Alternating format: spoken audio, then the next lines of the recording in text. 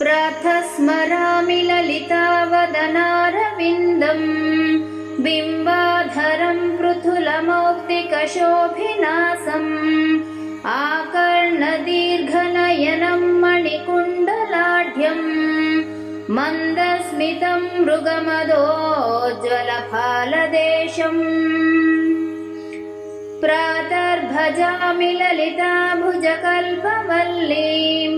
रक्ताङ्गुलीयलसदङ्गुलिपल्लवाढ्यां माणिक्यहेमवलयाङ्गदशोभमानां पुण्ड्रेक्षुचापकुसुमेषु सृणिर्दधानाम्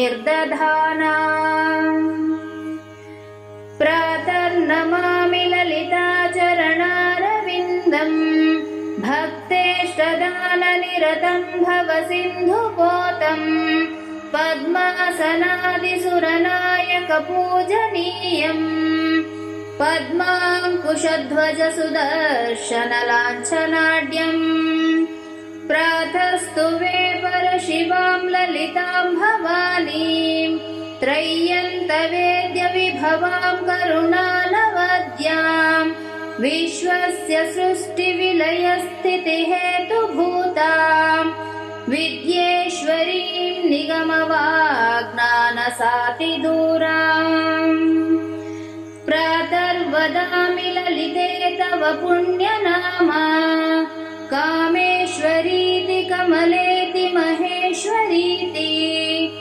शीशाम्भवीति जगतां जननी पठेति